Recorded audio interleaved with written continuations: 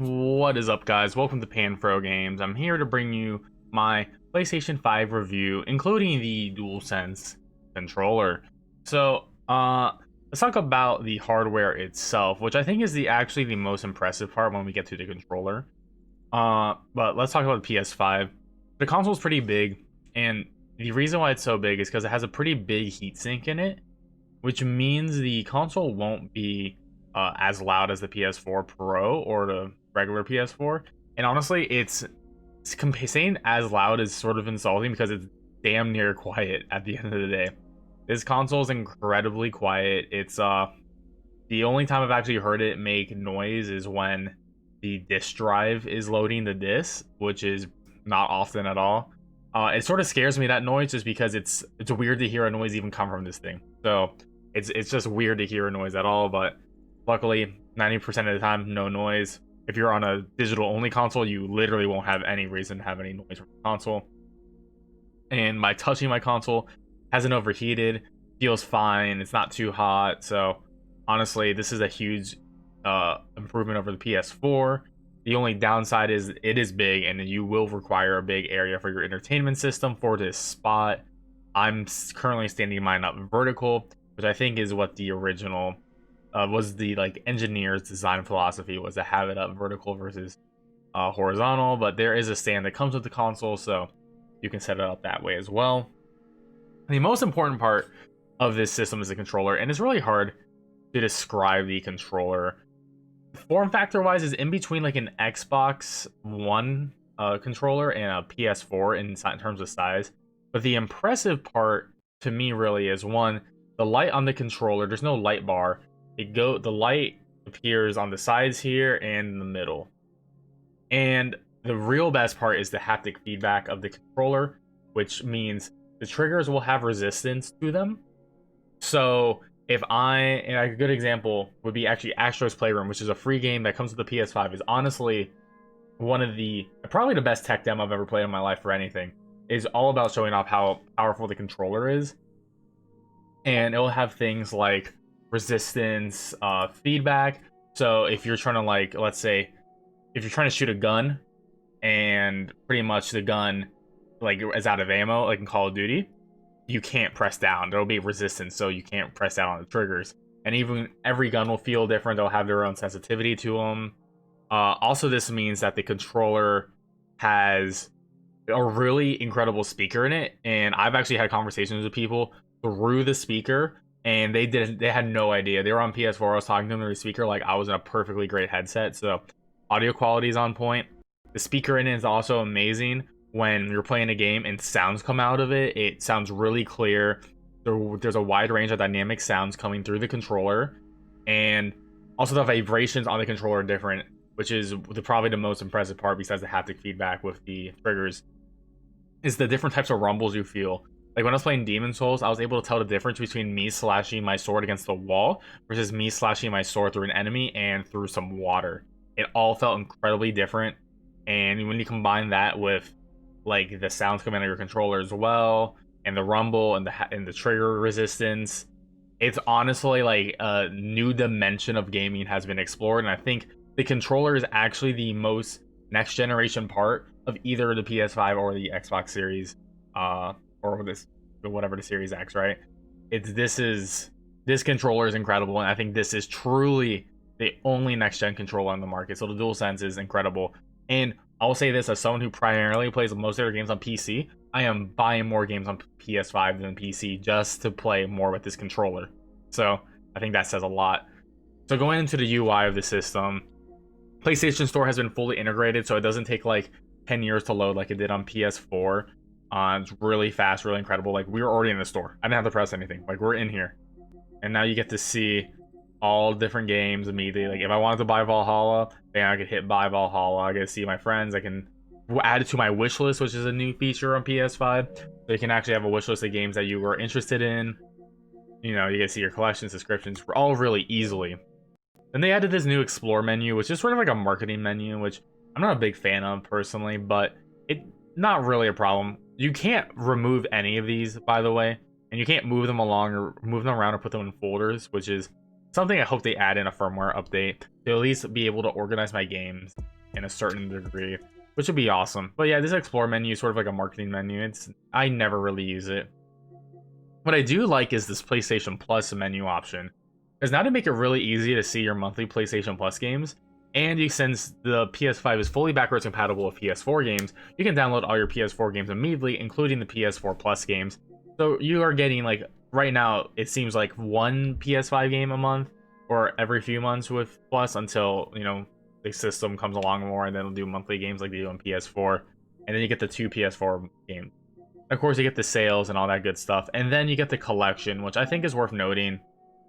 This is sort of similar to Game Pass, except this is not a rotating list. This is a very static list, but you get all these games just for getting PlayStation Plus. So if you're brand new to PlayStation ecosystem and never played these games, or hell, I haven't even played all these games. I haven't played Mortal Kombat, and that's awesome. Like, I mean, I've literally played or owned all these games, but, you know, Mortal Kombat's something for me as someone who's a diehard PlayStation person. Like, that's cool that I get this, and it's just cool that, oh hey, I can just download these games immediately and just play them. So that's very nice. Now, like I said, you can't organize these games. They go in order by how they're listed, and PS4 games will be denoted by saying PS4 after the title here, so as it does in Modern Warfare, and it'll just have a disc icon if it needs a disc and whatnot. So you can see your titles. Also, if it's a plus game, it will have a plus icon next to it too. So that's actually, I like the designations of all that. And of course you can see like your entire game library, everything you ever downloaded, including your PS4 games. Easy, just super easy to download and get into it. And yeah, you can see what's installed in your system, it goes back to Plus, and then if you want to do PlayStation Now, which works apparently pretty well on PS5, you can do that as well. And of course the media tab, so you can just hit L1 and R1 to just switch between them, which is incredible. And you don't have to deal with that really shitty PS4 media menu anymore. You can just go to your TV and video and find your apps. And, you know, it was similar to the PS4 one. However, once you have your apps, they just stay up here.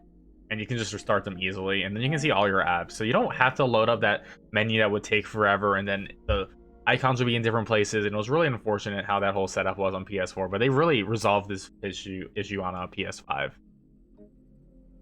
And I just want to go through some of the settings real quick, because I think they're really nice.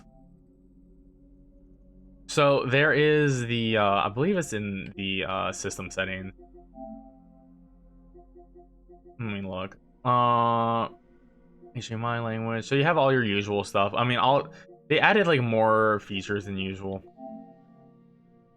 And you can put on settings that are working system-wide as well. And your notifications, you can have all this great stuff going on. Also, your cloud save stuff. So this is pretty good. So this is what I was talking about, game presets. So you can change. So like, let's say you want to play your games in easy mode, right? You can put this to easiest, and then all your games will automatically start in the easiest difficulty. Same with this performance or game mode. First person, third person. You can also set your inverted immediately as well. Subtitles are always on my console whenever I start a game, so that's pretty great as well. And automatic warnings and all this good stuff. And it's very easy to transfer your save data over from PS4 to PS5 as well through PlayStation Plus, or you can use a USB device. Also, fun fact, you can use an external USB hard drive and store all your PS4 games on them and load it from there directly, which is pretty cool. So yeah, I think overall the system's pretty incredible for what it has, just from the basic standpoint. They also redid trophies, which is really nice. The trophy menu is nice here. It'll tell you, I mean, exactly what you've gotten. You can organize them in different ways as well. But I think the really fun part is, let's load up Miles Morales here and look how quickly this resumes. Bam, we're just back in like nothing ever happened. And this game does look incredible as well. This video isn't 30 FPS, so it won't look as smooth, but you can see how, I mean, the graphics are incredible, performance is incredible, all games are running that smooth 60, and I mean, this thing runs the games well, and there's a lot of great games to showcase the power of the system as well at launch. But if we want to talk about some fun stuff, you can just hit the PS button, and it will show us our next main mission, how long it will take. It'll show us an enemy base and how long that will take and how much EXP we'll get, right? And all our trophies. And this is the game base, by the way. But I'll dive into the game base first. So the game base has your switcher where you can switch between games easily, your notifications, see what you downloaded and trophies you gotten, your friends and parties you can join, music, so you want to play music, if you want to stream directly to Twitch here, YouTube, broadcast, network, sound, mic, all the good stuff you would want is actually just one tap of the PS Plus a button away, which is great. But let's say, hey, I want to complete this mission and I'm in the middle of the map, right? And this quest, I think, is down here, right? So we're gonna hit this. Let's just go there. We're fine. Hit play. There we go. Oh, and now I'm just in the middle of the mission. And now I'm just in the middle of the mission. Just like that. It's pretty incredible stuff. And it'll tell me the progress of my position, my mission I'm in. And yeah, it'll just tell me how much time it will take, and it has game help. So if I need to see a guide on how to do this part, it'll tell me, oh, that's how I'm gonna open the door and do that. And it's pretty great. It's like, and it just literally tells me. My only concern is I hope third parties use this system, because obviously first party games will, which is awesome. So like this is something like Demon's Souls and Astro's Boy and Miles Morales, like an example, but I wonder what's like Assassin's Creed and Call of Duty will have something like this. But yeah, it tells you the exact details of how to do this event, and it will tell you the same for trophies as well. So there's a lot going on with this system, honestly. And I think the controller combined with the game health settings and the progress settings, like how I was able to teleport to a mission immediately, I think the system is incredible. The SSD is super fast. Loading is incredibly blindly fast on the system. And yeah, I mean, honestly, I think the system is near perfect to me. I really don't have any problems with it, besides I wish we can play PS1, PS2, and PS3 games on this console outside of using PlayStation Now for PS3 games, which, I mean, I don't think I'll ever get fixed.